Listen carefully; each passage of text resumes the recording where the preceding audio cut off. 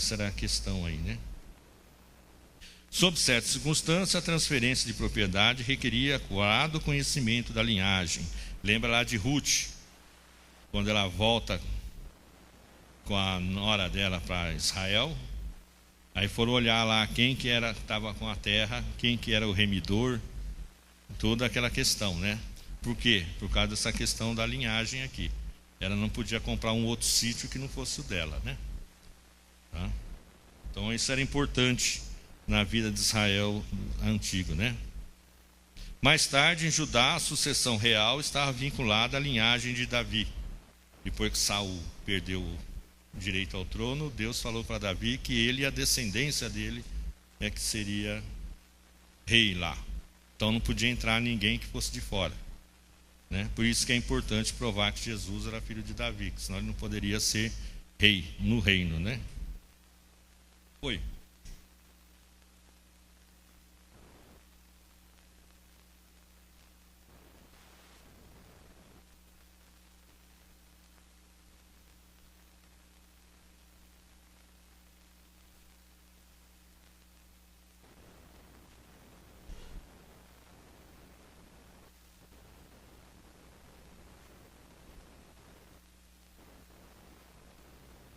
Tinha um senhor lá chamado Zelofoede, está lá acho que em Números ou Deuteronômio.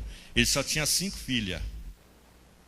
Então se elas casassem com gente de outra tribo, o que ia acontecer com a tribo dele? Ia perder as terras. Então Moisés inclusive intervém lá, elas pedem para ele, e aí elas acabam usando com primo lá, uns negócios assim, eu não me lembro direito, para manter na tribo a terra, né? Então isso era muito firme nesse ponto, né? Então o deslocamento era meio bravo nessa questão aí. Se eu comprar, lembra daquela lei, né? Se eu comprasse tua fazenda, depois de 70 anos eu tinha que te devolver o teu descendente, né? Eu não podia ficar com a terra, eu não podia ter 1 milhão de hectares, né? Eu ia ter meu sitinho lá. Um certo tempo sim, mas 70 anos remia a terra, né?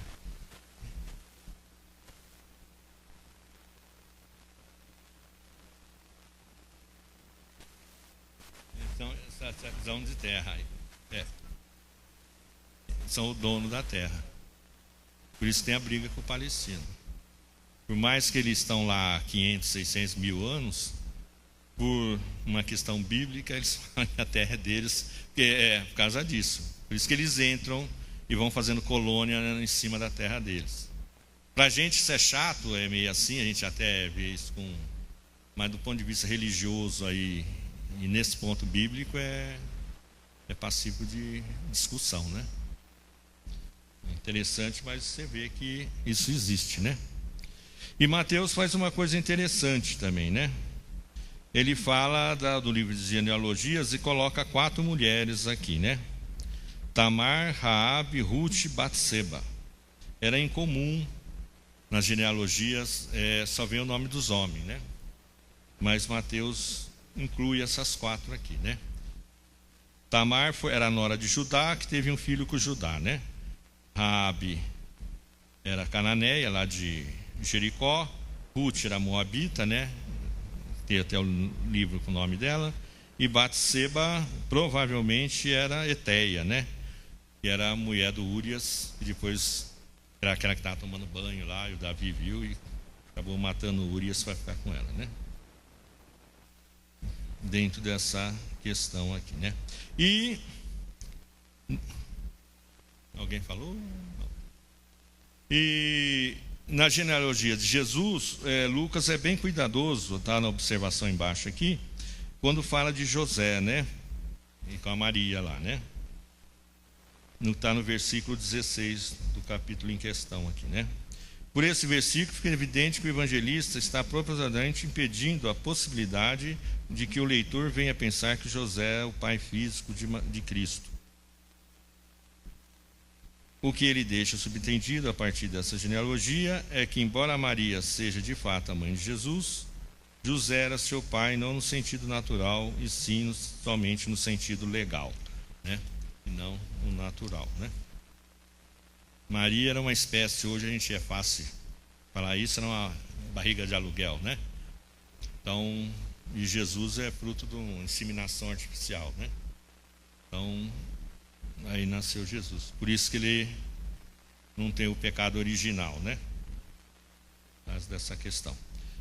No capítulo 4 aqui temos as profecias do Antigo Testamento sobre a vinda do Messias, né? Então aqui nós vamos falar meio devagar, porque o outro lado é muito longo. Meio devagar não, é meio rápido, né?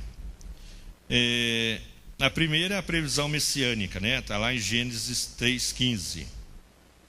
Porém, inimizade entre ti e a mulher, e a tua descendência e a sua descendência. Essa o ferirá a cabeça, e tu lhe ferirás o calcanhar. Descendência no hebraico é zerá, semente, né? Que é masculino, né? Em português é feminino, né?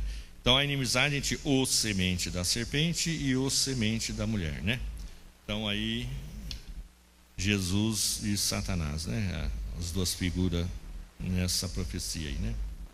Todos os povos serão abençoados, né? Gênesis 12:3, Deus falando para Abraão aqui, né?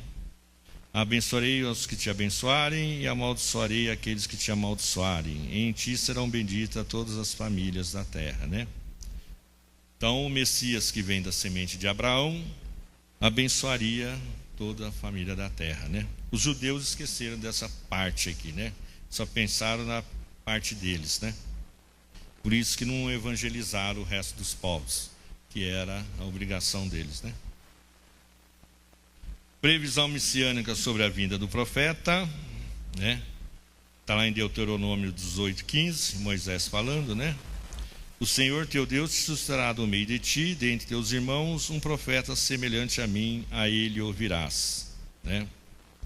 Então, Deus o levantará, ele será levantado por Israel, será levantado do meio de Israel, será como Moisés, e todos devem ouvi-lo, né?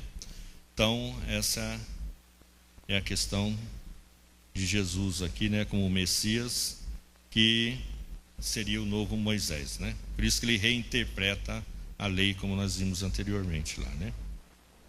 O estabelecimento eterno do trono no reino de Davi, né? 2 Samuel 7,16. A tua casa, porém, e o teu reino serão firmados para sempre diante de ti, teu trono será estabelecido para sempre. Então, a casa de Davi é casa eterna de Davi, o reino eterno, né, e o trono eterno de Davi. Então, por isso que a genealogia é importante no caso de Jesus, para mostrar que ele faz parte dessa descendência, né? Senão alguém poderia dizer que ele não faz parte, então não poderia ser rei, nem querer ser o Messias, né? Todos foram colocados de lado quando Jerusalém foi... Todas as três coisas são eternas, e todas foram colocadas de lado quando Jerusalém foi tomada por Nabucodonosor, e nenhuma delas jamais foi restaurada.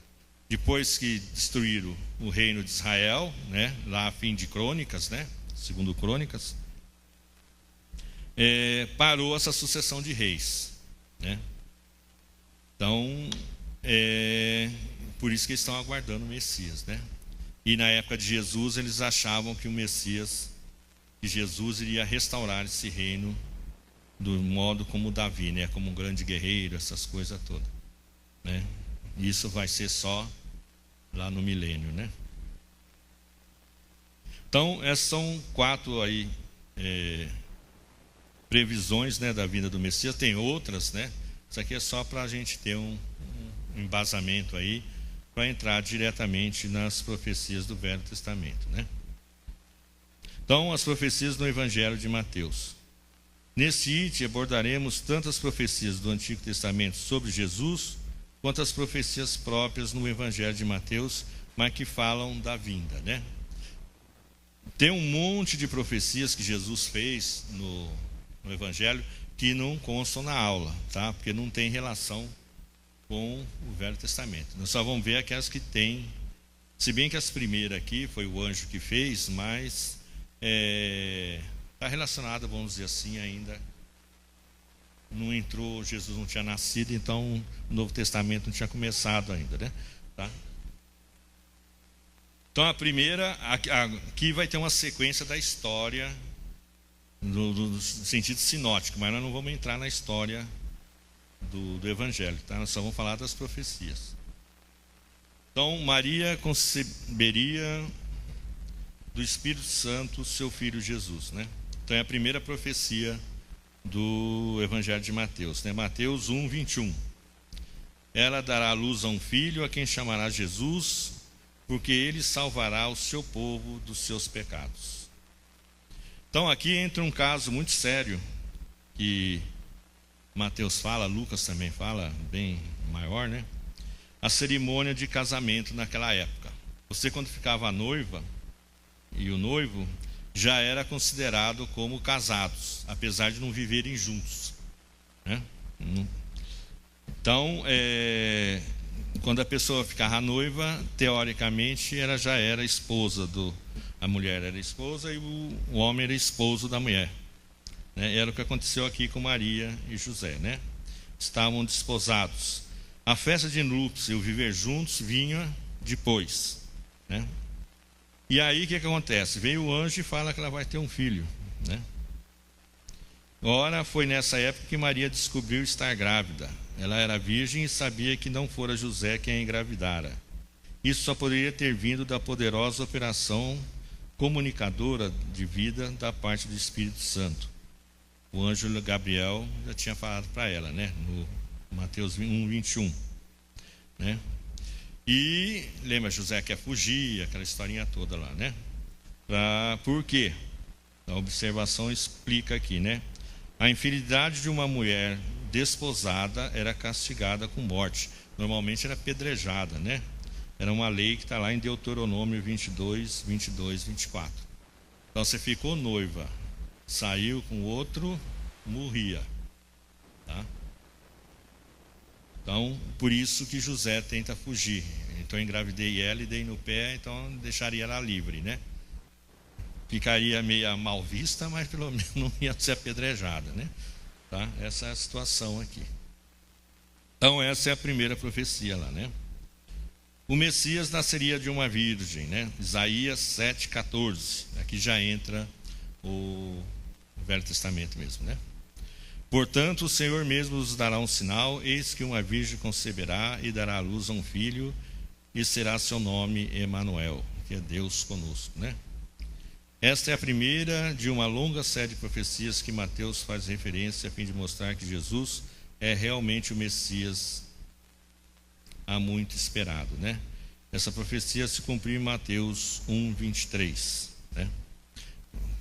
O texto de baixo aqui é onde a profecia ocorre, né? Tá? Bom, essa aqui é bem conhecida, né? A gente não precisa de entrar muito em detalhe aqui, né? O local do nascimento, né? Miqueias 5:2. Mas tu, Belém Efrata, posto que pequena para estar entre os milhares de Judá, de ti me sairá aquele que há de reinar em Israel, e cujas saídas são desde os tempos antigos, desde os dias da eternidade. Já no século I a.C., entendia-se que esse versículo continha um significado messiânico, né? Lembra que os magos lá, né, provavelmente deviam conhecer alguma coisa disso aqui, né? E quando apareceu a estrela, eles se ligaram, né? A pequena cidade de Belém estava a cerca de 8 quilômetros de Jerusalém. Acrescenta-se Efrata para distingui-la de outras cidades com o mesmo nome. A insignificância está no seu valor relativo quando comparada com outras cidades de Judá, né? Era uma cidadezinha pequenininha, né? Então, é uma espécie de Pontal, perto de Ribeirão Preto, Araraquara, São Paulo, Santos, né? Então, que valor tem? Nenhum, né? Perto dessas outras grandes cidades. Então, mas era aí que ia nascer o Messias, né? Então, a outra profecia em Mateus, vê que ele já pula lá para frente, né? Ele não fala dos magos, né? A volta de Jesus do Egito. Quando Israel era menino, eu o amei e do Egito chamei meu filho. A citação descritiva de Oséias 11:1 parece ter uma intenção de sugerir ao leitor que o Messias, que é personificação do verdadeiro Israel, repetiu em sua própria vida a experiência do Israel antigo, né? Lembra, no tempo de fome que abateu sobre Canaã, os israelitas, né, primeiro foi José, né, lembra da história de José, lá fim de Gênesis, né? Depois foi toda a família para o Egito. Depois de 400 anos ficaram escravos lá. Moisés trouxe do Egito o Israel. Então Deus chamou Israel do Egito. Então Jesus está fazendo essa mesma volta, né? Quando ele tirou da escravidão de lá, Jesus nos tira da escravidão do pecado, né? Moisés foi chamado para ir ao Egito e libertar Israel da escravidão física. Assim também Jesus foi chamado do Egito na sua infância para salvar a humanidade da escravidão do pecado, né? Essa profecia se cumpriu em Mateus 2,15. Então, está lá em Oséias, né? Bem antiga também essa profecia, né? O lamento de Raquel, aqui já é mais recente, né? Jeremias 31,15. Assim diz o Senhor: ouviu-se um clamor em Ramá, lamentação e choro amargo. Raquel chora seus filhos e não se deixa consolar a respeito deles, porque já não existem, né? Jeremias 13,15. Raquel era a grande amada de Jacó, né? E foi a primeira a morrer, né? Quando nasceu Benjamim, o segundo filho que ela teve, né? O primeiro era José. Então, quando os magos retornam por outro caminho, né? Isso aí não consta em Mateus. Herodes concebeu um plano para matar o menino. Lembra que ele queria saber onde que era direitinho, que ele ia adorá-lo, né? Ele ia mandar matar, né? Ele matava todo mundo que se ele sonhasse com alguém que ia tomar o trono dele, ele matava o cara, né? Imagine, chega gente de fora e fala que nasceu o rei de Israel. Já era. Então, ele manda matar todas as crianças de 2 anos, mais ou menos, que era a idade que Jesus teria na época, né? Então, a referência a Raquel aparece porque seu túmulo ficava perto de Ramá, né? A uns quilômetros ao norte de Jerusalém. E o profeta fala como se o seu espírito estivesse em lamentação a matança das crianças por Herodes, né? Então essa é a ideia que é passada aqui, né? Nesse texto de Jeremias aqui, né? Então aqui se cumpre essa profecia a respeito da morte das crianças, né? Jesus chamado de Nazareno. Esse aqui tem um probleminha, né? Mateus relata que Jesus, embora nascesse em Belém, foi chamado Nazareno, pois viveu e cresceu em Nazaré, na Galileia, né? Está lá em Marcos, João e Lucas. Entretanto, tais palavras não existem no Antigo Testamento. Alguns acham que tem uma referência a Isaías 11:1, mas é forçar demais o texto aí, tá? Se você ler lá, você não vai ver nada com Nazareno, né?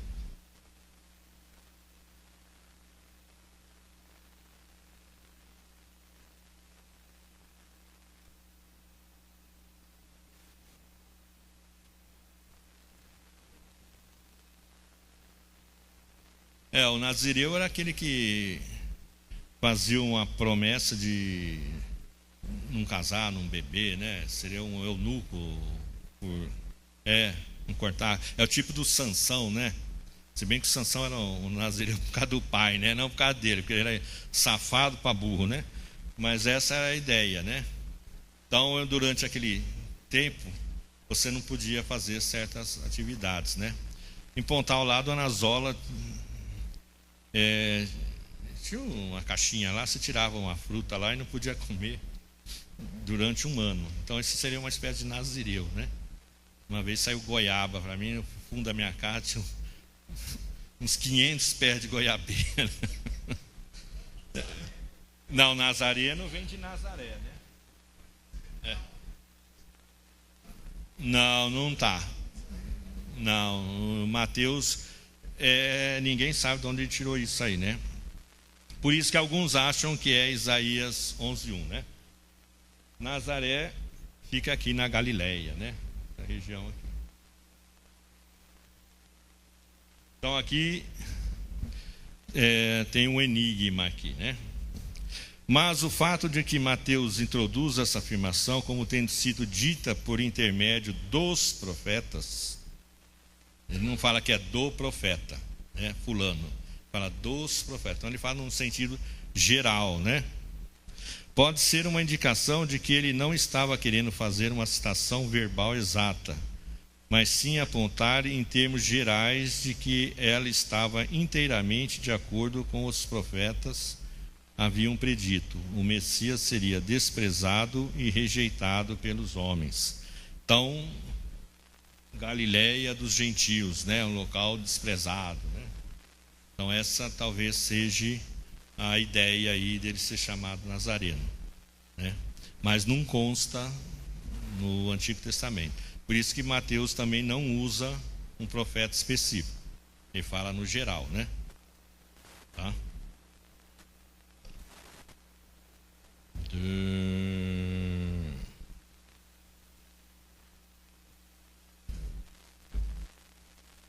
Essa folha aqui ainda. Então a profecia se cumpriu em Mateus 2, 23. Quando José vem do Egito, né?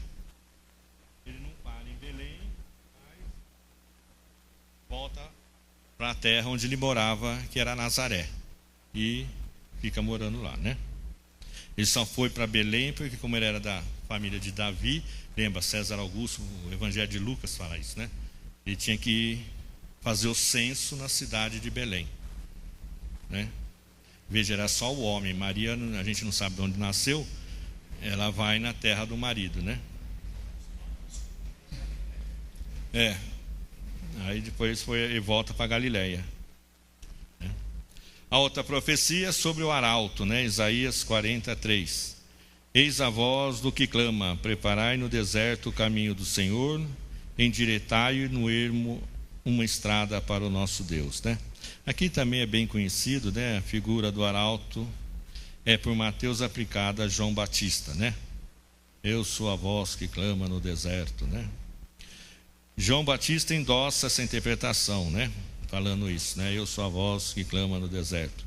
Jesus também endossa essa interpretação. Esse é aquele que está escrito, né? Endireitai lá, né? Conforme João 1:23 e Mateus 11:10, né? A profecia se cumpriu em Mateus 3:3, né? Jesus aqui confirma que aquele que havia de vir, o Elias que havia de vir, era João Batista, né? O povo que entrava em trevas viu uma grande luz, né? Isaías 9:1-2. Tem muito Isaías aqui, Salmos, né? Nessas profecias de Mateus. Mas para a que estava aflita não haverá escuridão.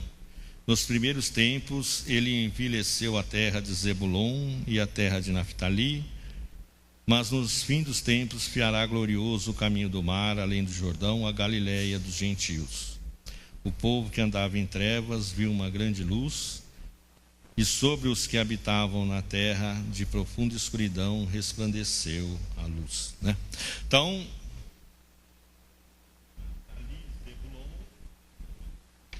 a região aqui da Galileia, né? Além do Jordão, o Jordão está aqui, então para cá, e o mar está aqui, né?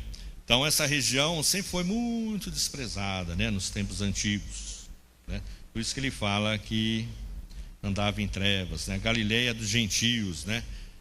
Nesse ponto eles eram, os judeus moravam aqui, né? Prezavam a Maria, e alguns moravam aqui misturado com os gentios, né? Então, mas não dava aquele valor, né? Logo, logo nós vamos ver lá, né? Tem até um discípulo que fala, né? Vem alguma coisa que presta lá de Nazaré, né? Por causa dessa região aqui. Então era bem mal vista, tá?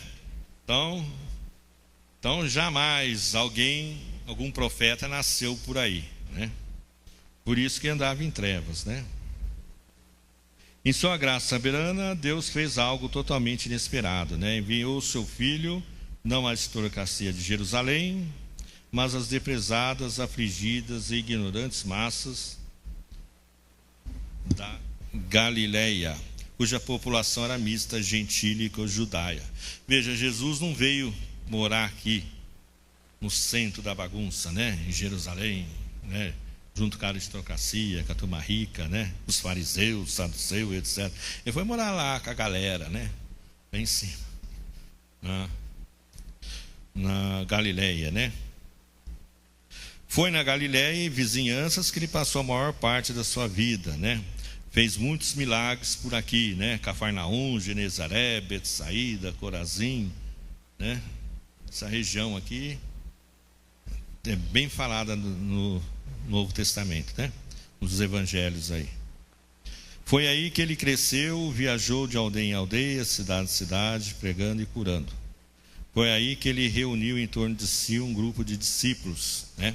A maioria dos discípulos eram pescadores aqui, né?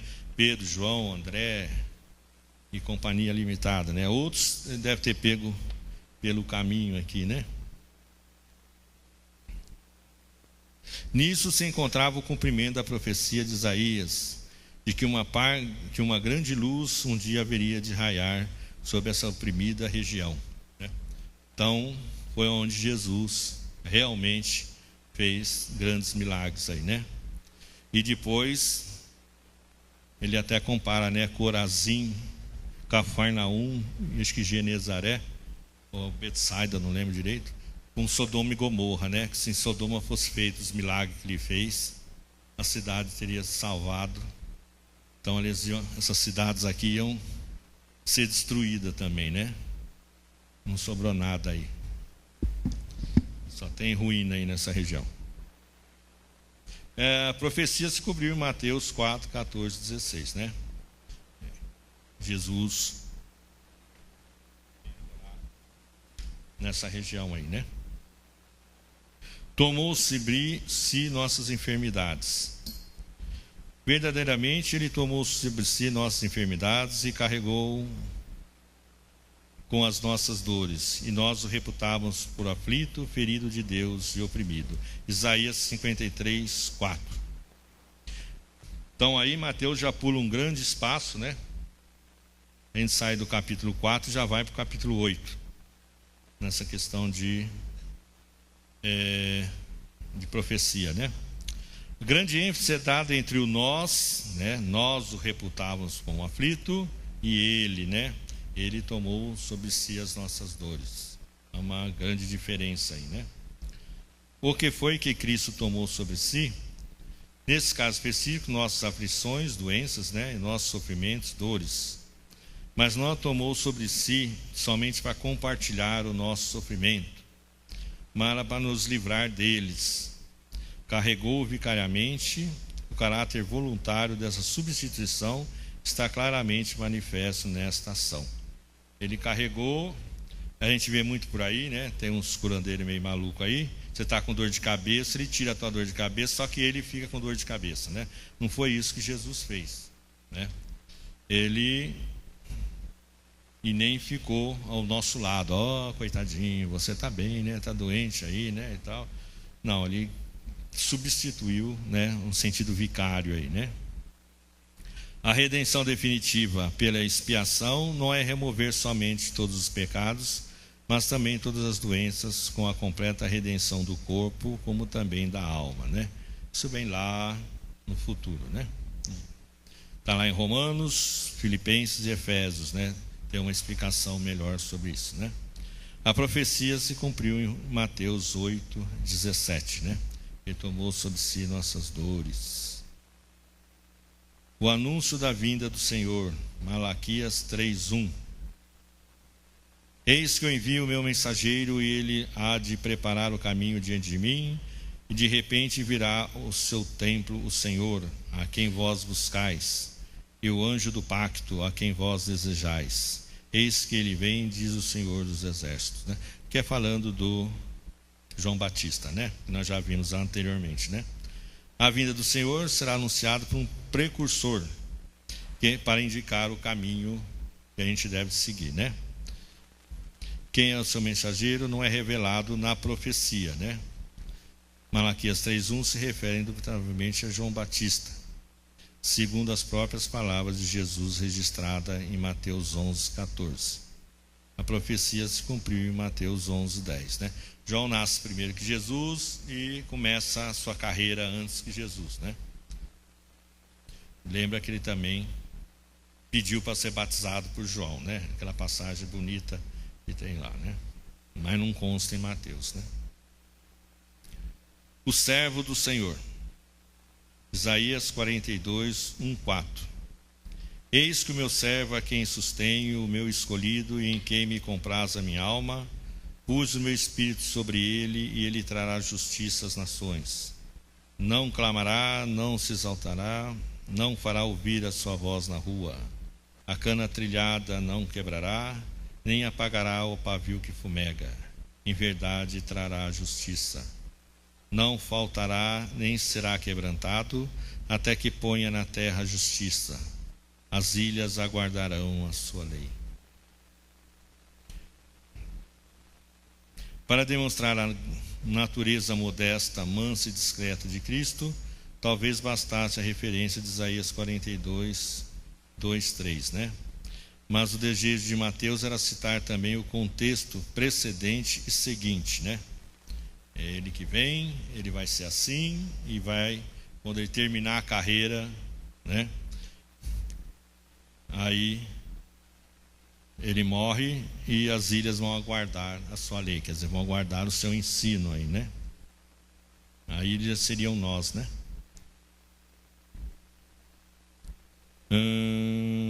Seguinte, a fim de que a glória do Messias pudesse tornar evidente de forma ainda mais extraordinária e a impiedade de seus oponentes se sobressaísse mais claramente pelo contraste. Jesus não buscava fama, ele não desejava sobressair-se como operador de milagres. Lembra que ele normalmente, em alguns casos, a gente lê que ele falava para o cara aqui, aquele cego, por exemplo, não conta para ninguém que fui eu, né? Não faz isso, não contem isso, não contem aquilo. Apesar da pessoa sair dali e começar a falar, né? Mas a ideia era não se mostrar, não ficar assim, vamos atrás daquele cara que ele faz milagre, né? Se fosse hoje em dia, né? Como alguns fazem por aí, ia querer televisão, sair aqui, sair ali, né? Ele não queria isso, né? Ele fazia, mas queria o anonimato, porque não era chegada a hora de fazer isso, né? A exibição vã, a glória terrena e questões como essas não constituíam a razão para a sua encarnação e peregrinação entre os homens. Não foi para isso que ele veio. Por isso que ele não queria a glória de ninguém, né? Senão a glória de Deus não apareceria, né? A profecia se cumpriu em Mateus 12, 17 e 21. Já a gente vai chegar uns temas legais aqui, né? A cegueira, Isaías 6, 9, 10. Disse, pois ele, vai e diz a este povo, ouvis de fato, não entendeis, e vedes em verdade, mas não percebeis. Engorda o coração desse povo, endurece-lhe os ouvidos, e fecha-lhe os olhos, para que ele não veja com os olhos e ouça com os ouvidos, e entenda com o coração, e se converta e seja sarado. Isso lembra muito o faraó lá, né? Deus fechou o coração do faraó, né? Porque tinha que cumprir as pragas lá, né? Mesma coisa aqui. A citação é feita da visão na qual Isaías recebeu o chamado para o seu ofício de profeta, né? Então ele ia falar para aquele povo de Israel, só que eles não iam ouvir nada do que ele falava, né? Segundo consta, ele foi morto, cerrado no meio, né? Então você vê que os caras realmente não ouviram nada do que ele falou, né? Aqui não é simplesmente para que se cumpra ou se cumprisse o que fora dito pelo profeta, mas está se cumprindo, isto é, está acontecendo agora com vocês, todos que rejeitam ao Senhor, né? O modo como Mateus escreveu era nesse sentido aqui, né? Está se cumprindo essa palavra com vocês aí. Jesus está falando, nós estamos falando e vocês não estão ouvindo. Então, essa profecia não vai se cumprir, mas está se cumprindo, né? É o hoje, né? O ponto, porém, é esse: os fariseus e escribas invejosos, juntamente com seus seguidores, anestesiaram o seu coração, tamparam os seus ouvidos e fecharam os olhos para as obras e palavras de Cristo. Ora, visto que fizeram isto, o resultado será a condenação. Então, eles não queriam ouvir porque não queriam ouvir, né? Instigavam perguntas, instigavam a querer saber alguma coisa, mas não com intenção de aprender, mas sim para pegar ele em algum erro e acusá-lo de alguma coisa, né? Por isso que eles eram cegos, eles ouviam, viam, mas não aprendiam nada, né? A profecia se cumpriu em Mateus 13, 14, 15, né? Que é onde está colocada ela, né? Falar em parábolas. Isso aqui é um dos mais longos que eu coloquei aqui. Até comprei um livro só por causa dessa coisa aqui. E não é evangélico, não. Mas tinha uma explicação muito boa aqui. Então aqui a gente vai aprender um pouco das parábolas, né? Abrirei a minha boca numa parábola, proporei enigmas da antiguidade, né? Salmo 78, 2. Parábola, do grego parabalein, né? Lain seria alemão, que significa lançar sobre, colocar ao lado, confrontar. Talvez no sentido nosso aqui, esse é o melhor, né? Confrontar uma coisa com outra, né? É uma comparação ou confronto entre uma situação da vida diária e uma realidade da vida do espírito. Então, o reino de Deus é semelhante a um grão de mostarda, blá, blá, blá, blá, blá, blá, né? Então ele compara o grão de mostarda com o reino, que é pequenininho, depois vira uma grande hortaliça, e o reino de Deus começa com Cristo depois. O tatatá é o crescimento, né? Então essa é a ideia aí, né? Isto é, ao lado de um acontecimento da realidade terrena, conhecido por todos, é colocada uma situação de natureza religiosa, menos evidente e menos conhecida, para que seja mais iluminada e bem compreendida. Então, Jesus sempre usava isso, né? Pegava um fato, ou de coisas, ou de situação, e explicava algo a respeito do reino, né? Então, nós temos lá a flor da erva, né? O lírio do campo, né? O trigo e o joio, os pássaros, né? Que não plantam, mas comem, né? O grão de mostarda, né? A serpente aqui no estado era lá esperta, né? A questão aqui, né? Sede como a serpente, né? Esperto e como a pomba. Então ele sempre pegava algo assim que o povo conhecia para mostrar algo a respeito do reino de Deus, né? E isso aqui é tirado desse livro que eu falei, né? Os tratos pedagógicos do ensinamento em parábolas, né? Apesar da gente achar que não aprende, a gente aprende muita coisa, né? Eles podiam não ver porque não queriam ver, né? Que era o caso dos fariseus lá, né? A parábola é uma forma singular de mediação para expressar e comunicar o caráter dinâmico das realidades espirituais que anuncia. Quanto à força de convicção da parábola, Jesus apede à experiência dos ouvintes, mais que à carga persuasiva de quem fala ou dos textos bíblicos. Então, quando na questão da convicção aqui, não é o cara carismático que está te induzindo a aceitar a coisa. É o contraste que a parábola traz, é que faz você pensar e você analisa e você aceita ou não. Tá? Então, quando Jesus falava, ele não está obrigando você a aceitar. Você que faz a mediação entre o que ele falou, do ponto de vista da natureza, com aquilo que ele fala do reino. E nisso você aceita ou não, né? Assim, para Jesus, é a prática o ponto sobre o qual se deve basear para abrir caminho nas consciências. Ao interlocutor é solicitado a declarar o seu parecer e fazer uma opção concreta da vida que esteja em harmonia com a verdade que brotou límpida da parábola, evitando assim as complicações das discussões estéreis. Então você tem que tomar uma atitude quando, no caso aqui, Jesus falava com uma parábola, né? ou sim ou não, mas você tem que contar. E não dá trégua para aquela discussão estéril, né? Tipo o testemunho de Jeová que chega querendo te obrigar a entender do jeito dele, né? Isso é uma discussão estéril. Eu xingo você, você me xinga. Eu te xingo, você me xinga. E não sai disso, né? Então a parábola evita isso. Você pode não acreditar no sentido da parábola, mas você tem que tomar uma posição. Estou com você ou não estou, né? O ponto mais delicado e mais difícil da parábola é que ela nos obriga a refletir, a fazer avaliações concretas e a passar à fase operacional. Quer dizer, eu reflito, eu avalio o que ele está no sentido da coisa e eu tenho que fazer a operacional. Quer dizer, eu tenho que tomar uma atitude com referência ao que foi falado, né? E não são todos que encontram a coragem de olhar-se dentro e de modificar situações da vida, né? Não é todo mundo que aceita isso, né?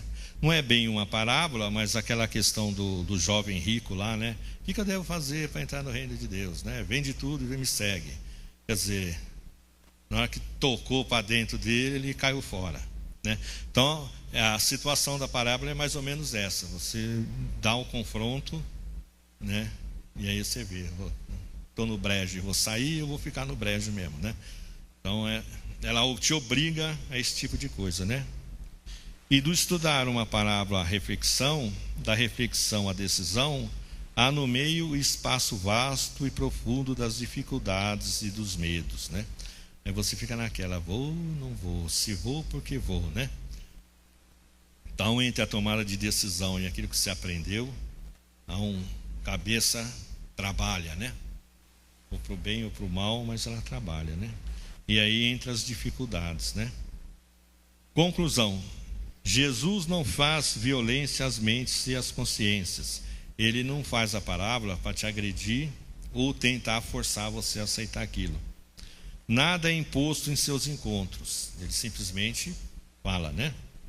Ele não propõe ex cátedra as suas mensagens, mas as propõe, as oferece, coloca-se na escuta como um interlocutor e caminha junto com ele para a verdade. Então ele vai te ensinando, né? Lembra lá no caminho de Emaús, né? Que ele vai conversando com aqueles dois. Ele não impõe nada, ele vai falando, você não lembra? Isaías falou isso, fulano falou aquilo, e aí os caras começaram a ficar arrepiados, né? Aí chegou lá, na hora que ele partiu o pão, ele falou, é Jesus, né? Até arrepia. E ele vai embora.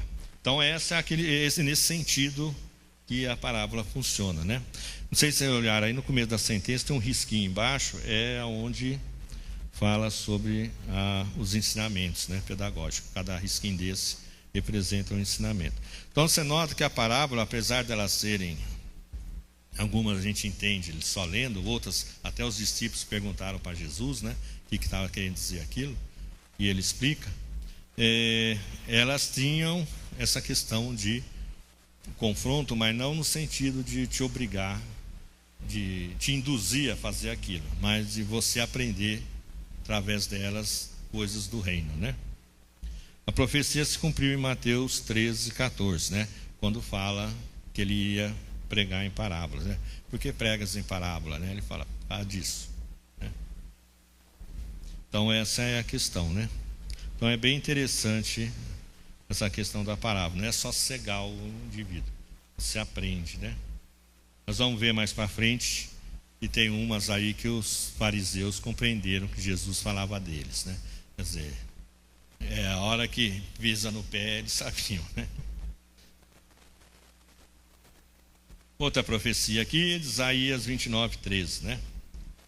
Por isso o Senhor disse, pois este povo se aproxima de mim e com sua boca e com seus lábios me honram, mas tem afastado para longe de mim o seu coração, e o seu temor está comigo, e o seu temor para comigo consiste em mandamentos de homens aprendidos de cor.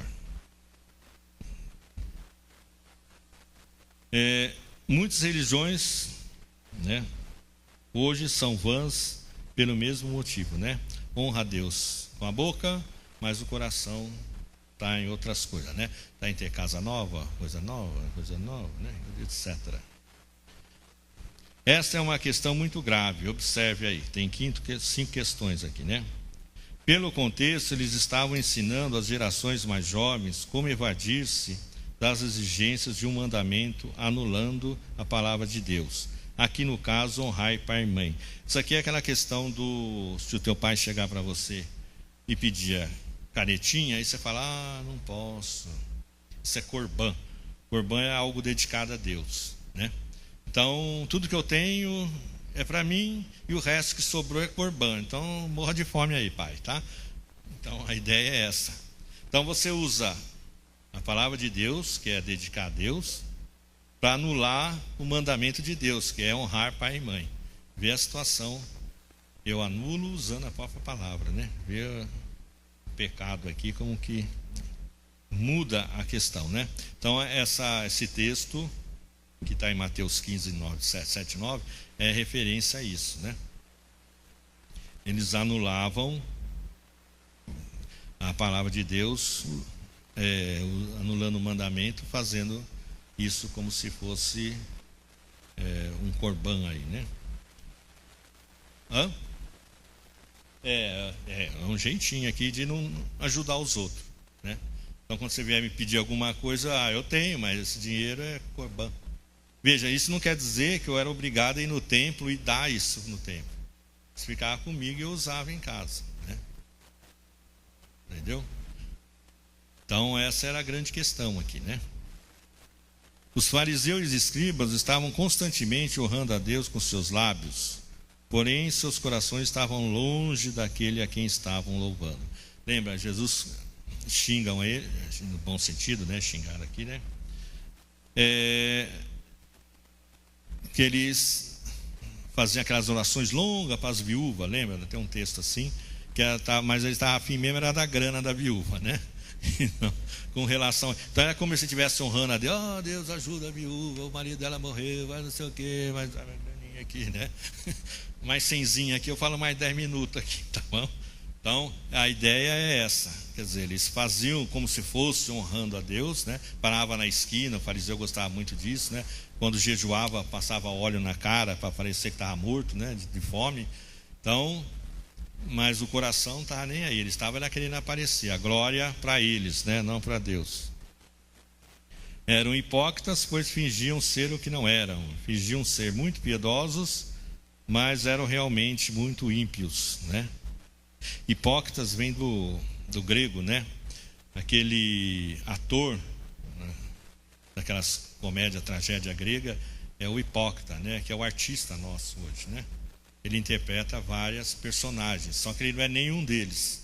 Então o hipócrita é aquele que interpreta um personagem, né?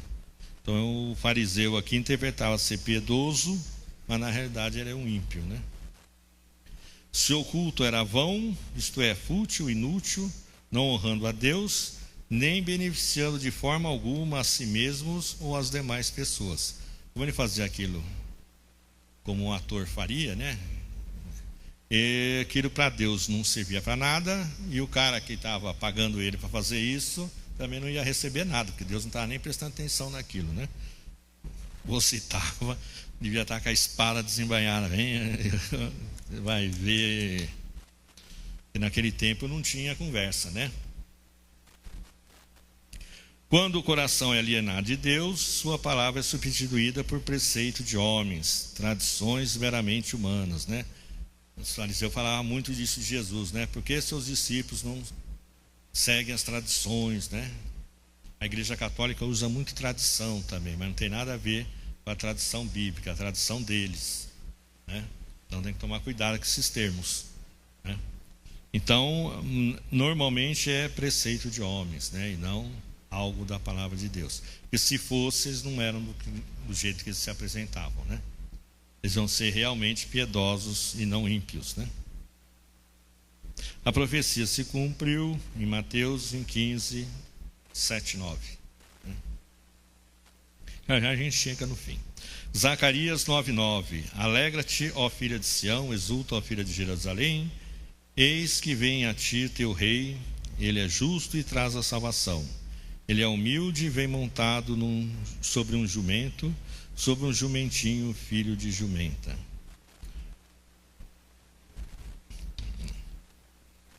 Isso aqui já vai pular do capítulo 15 para o 21, né?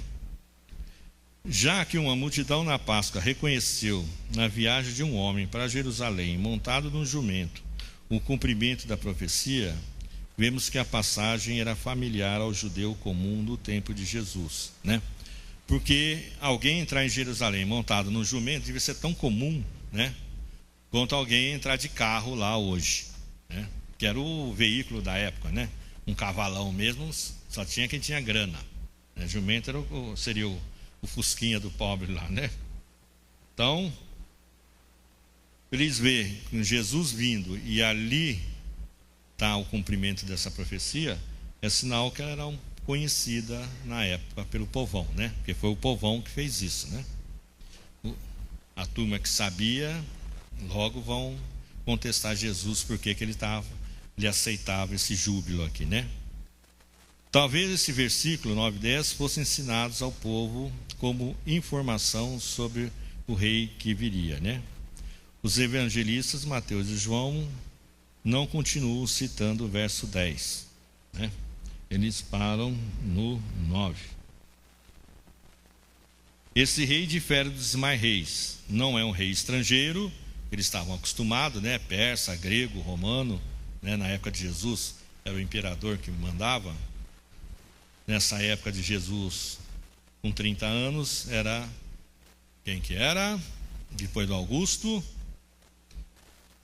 Olha, vocês esqueceram, eles estão de história. Tem que procurar lá. Quem que era o imperador na época de Jesus? Quem? Não. Hã? Não entendi. César era um nome por causa do Júlio, né? Augusto, Tibério, era o Tibério César, né? Jesus morreu. Esse rei era tanto grande como humilde. Chegou não num corcel branco bonito, né? Ou num cavalo, um garanhão de guerra, né? Branco. Ele chegou num jumentinho, né? Um cavalinho, um burrinho lá comum da época, né? Lembra quando você vê aqueles filmes de Roma, normalmente o general chega numa biga, né? Uns 4 cavalos pretos ou 4 cavalos brancos, todo metido, né? Assim que se apresentavam, né? Aí Jesus chegou lá, um jumentinho, o cara olhou assim, bom. Então por isso que é estranho a multidão ter visto isso, né? Esse rei não era o cumprimento de sonhos humanos, mas era uma profecia especificamente messiânica, né? Cumpriu lá em Mateus 21, 4, 5, né? Então o povo viu ali naquela entrada, que é chamada entrada triunfal, né, de Jesus em Jerusalém, uma semana antes dele morrer, né? Na outra semana, na outra quinta-feira, eles estavam mandando ele morrer na cruz, né? A mesma turma. E agora vem o Salmo 118, 25, 26. Esse salmo também é um salmo bem messiânico, né? Ó Senhor, salva, te pedimos, ó Senhor, nós te pedimos, envia-nos a prosperidade. Bendito aquele que vem em nome do Senhor, da casa do Senhor vos bendizemos. Ó Senhor, salva é uma expressão, né? Salva, pedimos, é o famoso hosana, né? Hosana nas alturas. Então, salvação que vem das alturas, né? Então, em português é salva, pedimos. A ocasião marcada por esse salmo no tempo do Antigo Testamento parece ter sido uma das 3 festas anuais de romanagem. Romanagem é dos romeiros indo, né, que nem aquele vai para Aparecida. Na época era obrigado todo judeu na Páscoa, no Pentecostes, na festa do tabernáculo, ir para Jerusalém, né?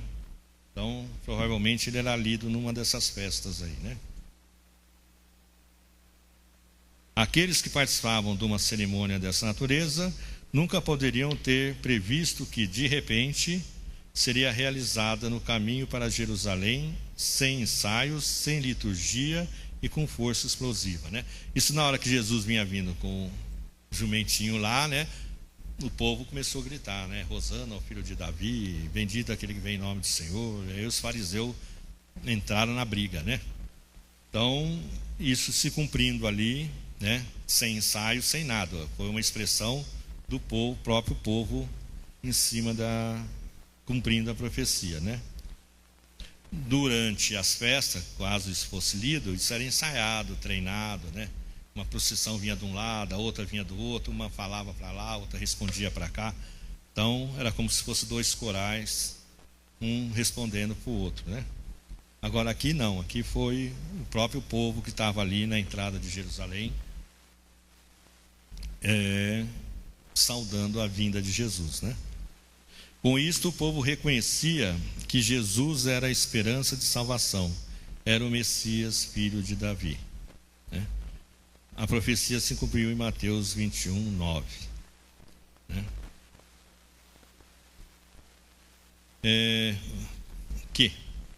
Isaías 56, 7 e Jeremias 7, 11.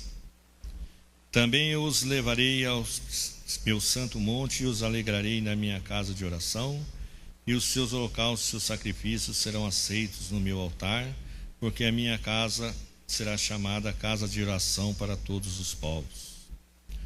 Tornou-se, pois, esta casa que se chama pelo meu nome uma caverna de salteadores aos vossos olhos? Eis que eu mesmo vi isso, diz o Senhor. Essa passagem aqui está naquele texto, né, que Jesus vai no templo lá, tinha os cambistas, aquela turma toda lá. Em vez de casa de oração, aquilo virou um verdadeiro bazar, né? Que era conhecido como dos filhos do Anás lá, bazar dos filhos de Anás. A primeira parte da afirmação é do Isaías, né? À luz de fato, o templo se designava para ser um lugar onde Deus encontrava com o seu povo um santuário para comunhão, devoção, em conexão com os sacrifícios. Lembra, você ia no templo, levava suas ofertas, né? Umas era pelo pecado, o holocausto que você fazia, levava os manjares, parte da carne e parte dos manjares, normalmente você comia ali no hall do templo. Então era como se você estivesse fazendo um piquenique com Deus ali. Essa era a finalidade do templo, né? Mas, o que aconteceu? Na segunda parte que vem de Jeremias aqui.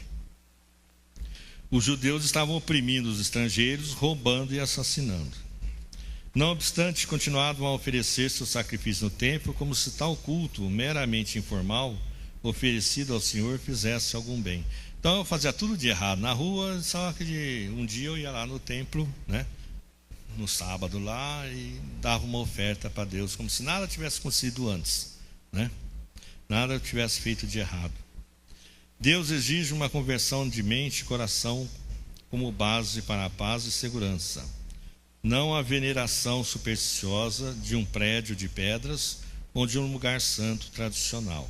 Para eles, aquele lugar era isso aqui, né? Um lugar santo tradicional, e era superstição. Pelo tempo está em Jerusalém, Jerusalém jamais seria destruída, né?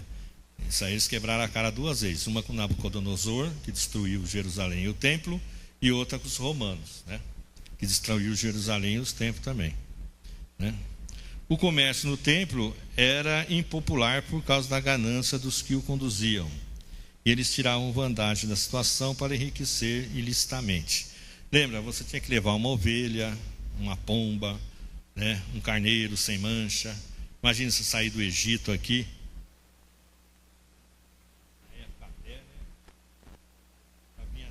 Para vir até Jerusalém. Ou o bicho ia ficar doente, ou morria, ou ia emagrecer, ia chegar lá, o sacerdote olhar aquilo, desse jeito não dá, né? Então era mais fácil levar dinheiro e comprar em Israel mesmo. Era onde os caras ganhavam dinheiro, né? Então eles vendiam tudo a um preço mais caro, né? Principalmente nas festas, que aumentava a procura, né? E com isso eles ganhavam dinheiro e se enriqueciam ilicitamente, né?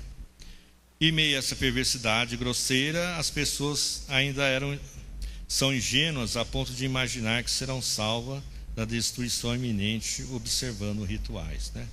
Eles estavam lá roubando o povo. Por isso que Jesus chuta a banca lá, pega um chicote, bate nos caras lá, né? Então a ênfase dessa profecia está nesse quadro quando Jesus derruba a mesa dos cambistas lá, né?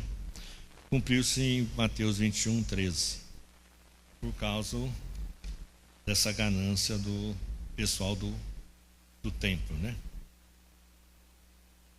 Salmo 8:2: Da boca das crianças e dos que mamam, tu suscitaste força por causa dos teus adversários, para fazer escalar o inimigo e vingador, né?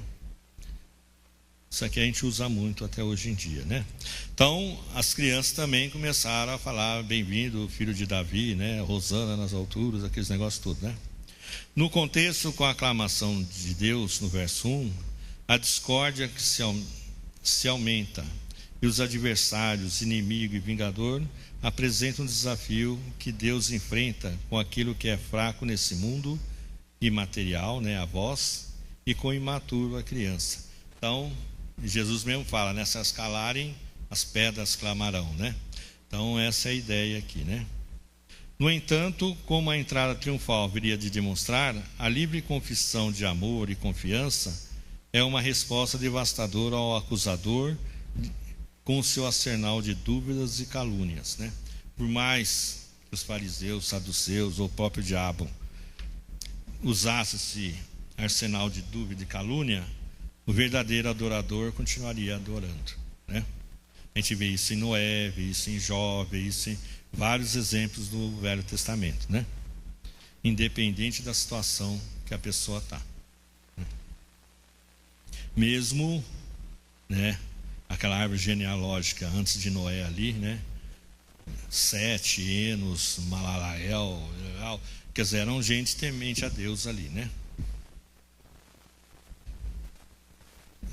Apesar de viverem num mundo, né, que Deus acabou destruindo com o dilúvio, né? Jesus está dizendo aos principais sacerdotes e escribas que as crianças costumam falar a verdade.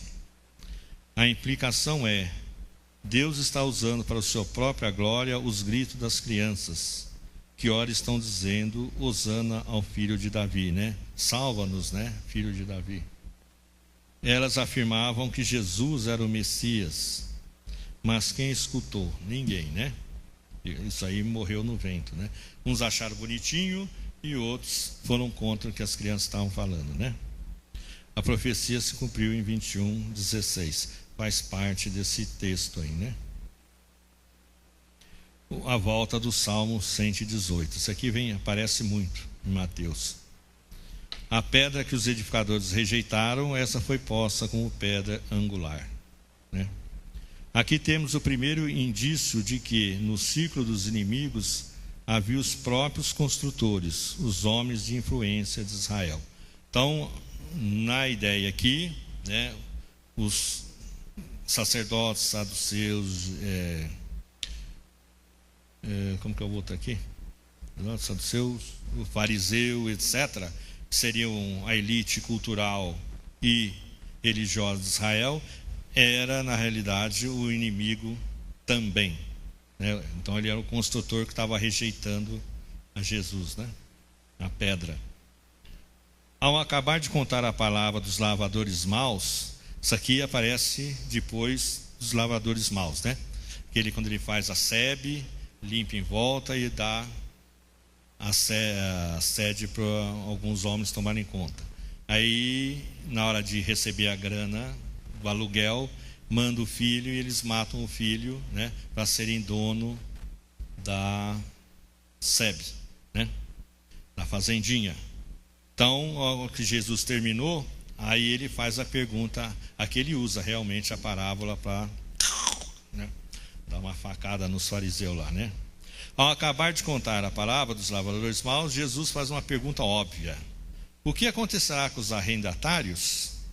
Veja que eles entenderam, que eles respondem certinho. Ele levará esses terríveis patifes a um fim terrível. E acrescentaram que a vinha seria entregue a outros. Ele vai matar os caras que mataram o filho dele, vai pegar a vinha e alugar para outros caras. Então, repentinamente, a parábola desfere o seu golpe. Aí Jesus fala: agora é minha vez, né? Jesus mostra que as palavras do Salmo 118 alcançaram o seu cumprimento último em um filho do proprietário, ou seja, em si mesmo. Lembra, ele falava, eu sou filho de Deus, eles não acreditavam, né? Ele falava, eu sou filho do proprietário da fazendinha, né? Ele era a pedra que estava sendo rejeitada pelos principais sacerdotes, pelos escribas e pelos seus seguidores. Algo, porém, maravilhoso iria acontecer, né? A pedra rejeitada se transformaria na pedra angular. O Cristo crucificado ressuscitaria triunfalmente. O Israel antigo perderia o seu privilégio e em seu lugar se levantaria outra nação, a igreja, resultando da união dos gentios e judeus convertidos. É interessante aí, tem uma observação, né? Que os principais sacerdotes e escribas compreenderam que Jesus estava falando deles, né? Vocês são os lavradores maus, que mataram o filho do proprietário para ficar com a casa do proprietário. Então a ideia aí era, vocês estão querendo matar o filho do dono para ficar com o templo para vocês, né? Só que o dono vai voltar e vai pegar vocês, né? A profecia se cumpriu em Mateus 21, 42, né? Salmo 110, 1. Esse é muito bonito também, essa profecia, né? Disse o Senhor ao meu Senhor, assenta-te à direita, até que eu ponha os teus inimigos por escabelo dos teus pés. Essa era uma frase que devia ser muito conhecida, mas nunca foi compreendida, né? Nós vamos ver por quê, né? Em nenhum outro lugar do saltério há tanta doutrina que depende do título familiar. Salmo de Davi, como aqui, né? Normalmente se despreza aquele nome em cima, salmo de Asaf, salmo de fulano, salmo de ciclano. Então, aqui é importante que lá está escrito salmo de Davi, porque é Davi que fala, né? Então, é aqui que Jesus pega o sumo sacerdote, fariseu e saduceu de novo, né? Além disso, nenhum outro salmo tem a sua autoria tão enfaticamente confirmada em outras partes da Escritura. Várias vezes fala que isso é de Davi, né? Amputar essa fase de abertura, ou recusar-se a reconhecer nela qualquer referência à autoria do salmo, é ficar fora da harmonia com o Novo Testamento, que vê muita significância no fato do rei Davi reconhecer seu Senhor. Se você tira Davi da história aí, o Senhor lá já não é o Senhor de Davi. Então, tem muita gente por aí, e se procurar em livro, você vai ver muita referência de gente que nega isso.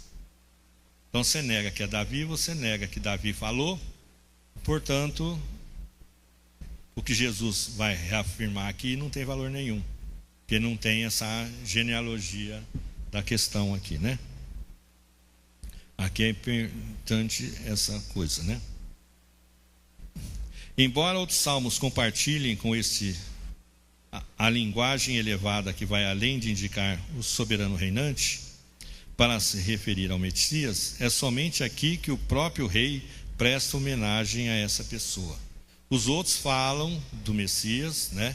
Falam de alguma situação, você começa a ler, até parece que se dá para você fazer alguma coisa, mas chega numa hora que trava, né? Dali para frente só Deus podia fazer aquilo que está no Salmo. Então, mas aqui não, aqui é direto Davi falando desse Senhor especificamente. É o único Salmo que tem isso, né? Assim o rei Davi fala no Salmo como profeta que pronuncia o oráculo de entronização do rei messiânico. Aqui é como se estivesse colocando, lembra daqueles filmes, né? Da Idade Média, que o cara vem normalmente o bispo lá, né? Com a coroa na mão, o cara senta e ele põe na cabeça.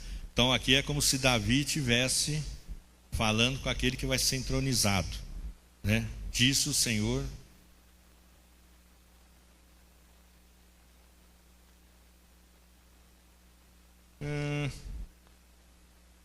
Deve dar uns 15 minutos aí, viu? É, porque a última folha não tem. É porque o resto é mais rápido, né? Não, tudo bem. Não tem problema não. Onde é que eu estava aqui? Então, aqui Davi é como se esse rei estivesse sendo entronizado e um outro senhor estivesse falando dele, né? Fica aí, e eu vou pôr os seus inimigos como escabelo. Escabelo é aquele sofazinho, coisinha onde você põe o pé, né? Quando você senta na cadeira e põe o pé naquele banquinho. Escabelo é aquele banquinho, né? Então os inimigos ficariam deitados e ele ia pisar em cima dos inimigos. Essa é a ideia, né? O que há aqui de incomparável é que quem fala é um rei, que se dirige a quem é mais do que um rei, né? O que o oráculo declara foi destinado a se tornar a base do ensino dos apóstolos, acerca da glorificação, posição no céu e sacerdócio real de Cristo, né? Ele está sentado à direita de Deus, né? Então ele foi entronizado lá. Então a ideia é essa, né? Aqui se encontra o último debate entre Jesus e seus opositores. Daqui para frente eles só queriam matá-lo, nunca mais entrar no Evangelho de Mateus, né? Eles nunca mais entraram em debate com Jesus, né? Jesus atribuiu o salmo a Davi, que por inspiração o escreveu, e também um salmo messiânico. Ao dizer: qual é a opinião de vocês a respeito do Cristo? Aqui, se vocês lembraram da passagem, Jesus pergunta para eles, né? Se Davi é rei, como que ele diz isso aqui, ó? Diz o Senhor ao meu Senhor: assenta da minha direita até que ponha os seus inimigos no cabelo do teu pé. Então quem que é o Cristo? Se ele é, teoricamente, o Messias viria de Deus, e como ele pode ser filho do Davi, que era homem? Aí ele travou os fariseus lá, né? Porque eles não tinham resposta para isso, né? Davi o chama de Senhor, isto é, Jesus está afirmando que aquele a quem Davi chama Senhor é o Cristo. Deus está falando ao mediador, e esse está prometendo ao mediador tal proeminência, poder, autoridade e majestade, como seriam próprios somente para aquele que, quanto à sua pessoa, desde a eternidade era, é agora e sempre será Deus. Não obstante, esse mesmo exaltado Senhor é filho de Davi. Então veja, ele é o Messias, e é Deus que vem para cá. E ao mesmo tempo, ele é filho do Davi, que foi um rei nosso, que é humano que nem nós. Veja, ele não tinha essa compreensão nossa que a gente tem hoje, né? Jesus é homem e Deus. Aí eles não tinham resposta por causa disso, né? Não obstante, esse mesmo exaltado Senhor é filho de Davi. Este Cristo é, pois, tanto filho de Davi, como Senhor de Davi. Essa é a pergunta que Jesus faz para eles. E aí? Eles não tinham resposta para isso, né? Oi.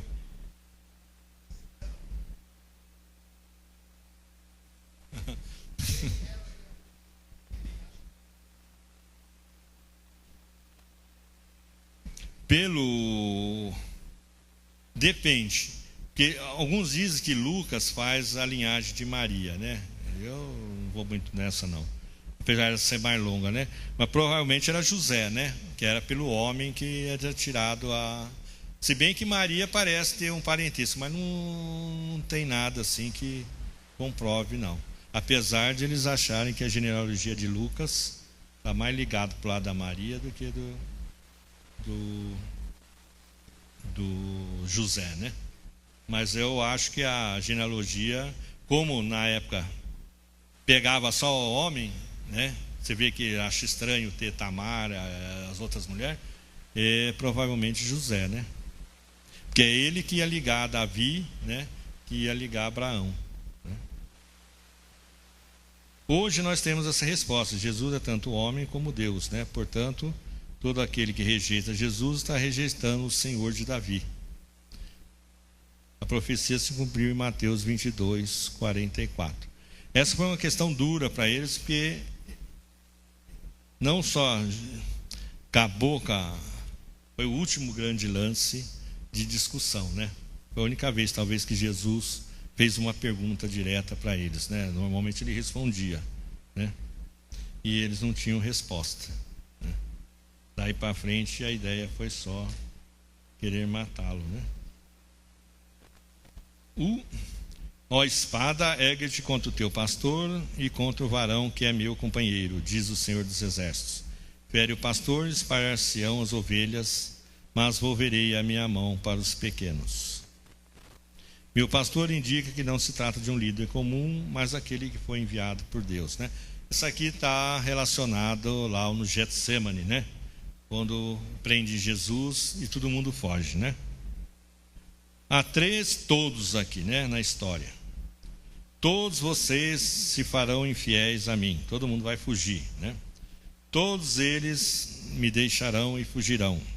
E todos protestaram de que jamais aconteceria isso, né? Principalmente Pedro. Eu morro com você, mas não te largo, né? Aí Jesus faz uma profecia, né? Que Pedro ia negar ele 3 vezes antes que o galo cantasse, né? Então isso aconteceu ali naquele momento, né? Nesse momento de deslize dos discípulos, Jesus vê o cumprimento da profecia de Zacarias, né? A maravilha de tudo isso não é só que Jesus os amou, mas também que essa predição serviria de propósito de reunir novamente as ovelhas dispersas. Pois Jesus fala, né? Quando ele avisa lá que eu vou encontrar eles na Galileia, né? Uma vez que ponderassem sobre o fato de Jesus ter os advertidos sobre o que sucederia, né? Então eles perceberam isso, né? Profecia se cumpriu em Mateus 26, 31. Aqui vem uma também que é um caso sério, né? E eu lhes disse, Zacarias 11, 12, 13, né? Se parece bem aos vossos olhos, dai-me o que me é devido, e se não, deixai-o. Pesaram, pois, meu salário 30 moedas de prata. Ora, o Senhor disse-me, arroja isto ao oleiro, este belo preço que me foi avaliado por eles. E tomei as 30 moedas de prata e as arrojei ao oleiro na casa do Senhor. Jeremias 19 é o capítulo inteiro, por isso que eu não notei nada aqui, né? A profecia de Zacarias e não de Jeremias. No Mateus é enfático em afirmar isso aqui como Jeremias. Alguns acham que foi copista que colocou, que não tinha, tem coisa que tem coisa que não tem, né? Mas a solução, parece que Mateus combinou as 2 profecias, a de Zacarias e essa do capítulo 19 de Jeremias, que é o da botija, né, quebrada lá, né? Vai no oleiro, vê como ele quebra a botija, né? Então, essa é a ideia aqui, né? Então menciona não o profeta menor, que é o Zacarias, né? Mas o profeta maior como fonte de referência. Em Marcos 1, 2, 3, nós temos uma profecia que é uma mistura de Malaquias com Isaías. E Marcos atribui só a Isaías, que é o profeta maior que Malaquias, né? Na nossa divisão. Mas aqui Mateus atribui a Jeremias, né? Pode ser a mesma questão aqui, né? Usar o maior como referência dos 2, em vez de marcar os 2, marca o maior, né? Como ocorre em Marcos. A lição principal a ter em mente, contudo, é que também no suicídio de Judas, o traidor, na aquisição de um campo com o dinheiro de sangue, se cumpre a profecia e se concretiza o plano de Deus, né? Lembra, Judas traz Jesus, depois vê a besteira que fez, vai devolver o dinheiro, o sacerdote não aceita, ele joga as moedas lá. Aí eles pegam a moeda, como não podia pôr no cofre do templo, porque era resultado, né, de sangue, né, de uma maldade lá, que eles iam acabar matando Jesus. Eles compram um campo, né, que é do oleiro, para servir de cemitério para os gentios, né? Jesus foi tido em baixa estima, sendo avaliado por 30 moedas de prata. Era o preço de um escravo, parece, na época, né?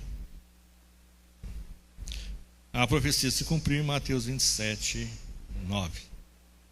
Deram-me fel por mantimento e na minha sede me deram a beber vinagre.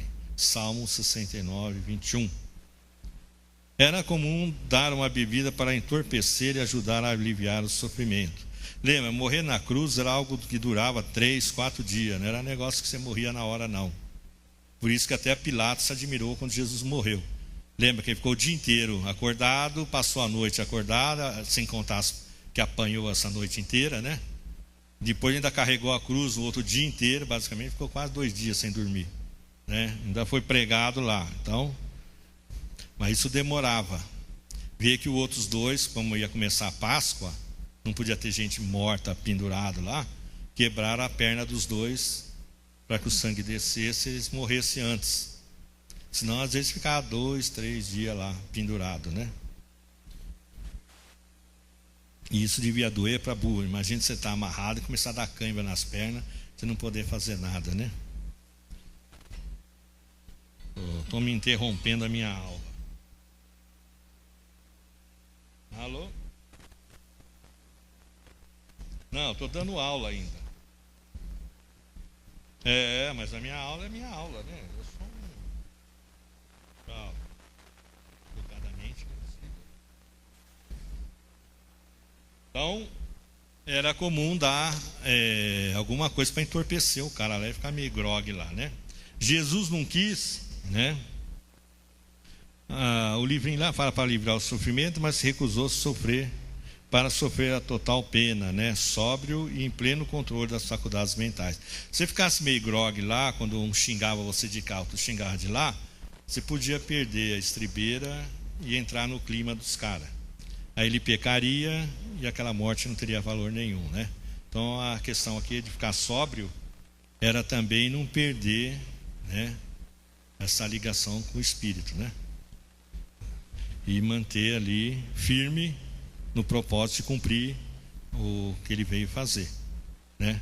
Meio grogue, né? Imagina você meio bêbado, você podia fazer alguma besteira sem perceber, né?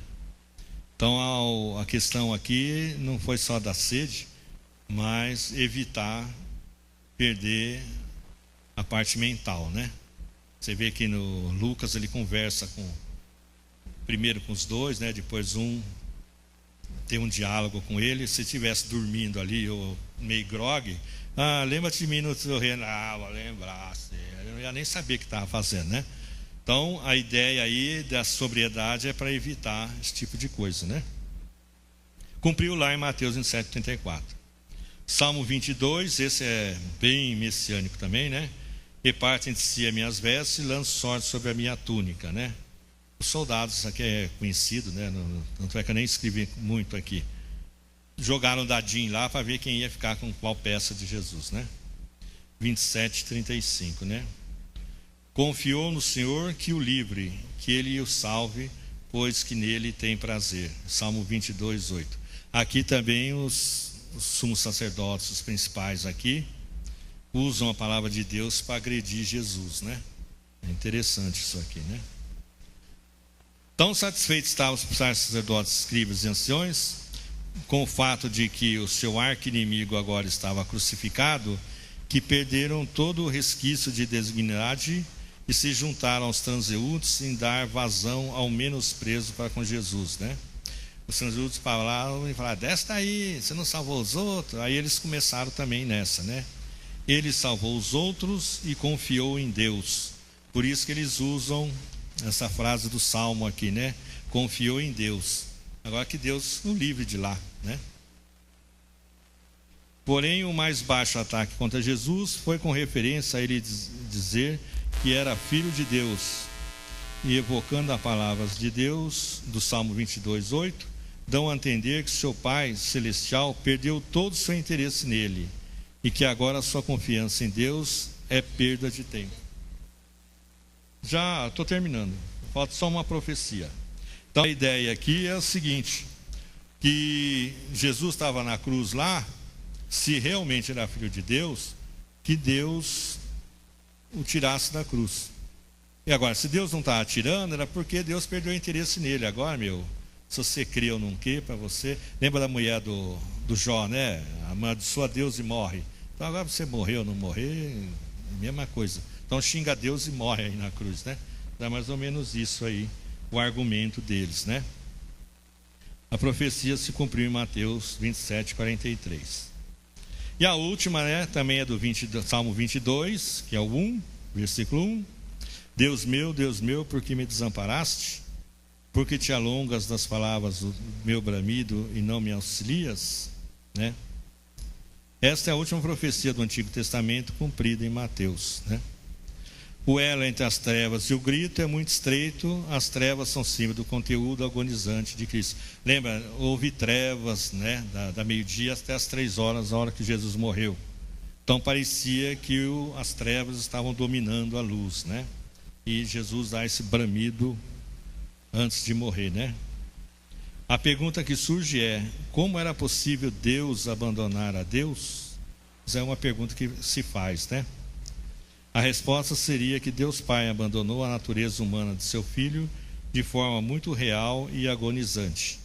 Deus não podia auxiliar Jesus ali, senão a oferta, né, o sacrifício não teria valor, né? Por isso que tinha que ser ele mesmo, sozinho. Então essa hora foi realmente agonizante, né? Por quê? Porque era necessário que Jesus fosse desamparado das mãos de seus algozes, para que pudesse suportar a plenitude do castigo devido aos pecados de seu povo e ao nosso pecado. Isso se cumpriu em 27:46, né? Então é a última profecia lá que está no Evangelho de Mateus, né?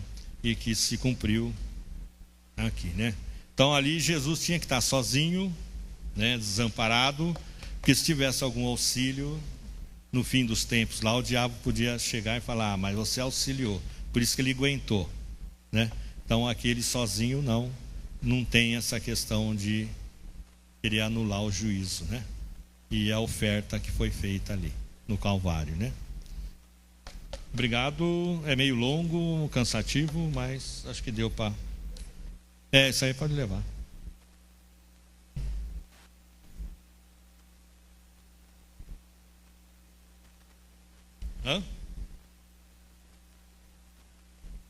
Nos próximos domingos vai ser sobre Marcos, Lucas e João, né? Então, talvez algum enfoque seja igual, mas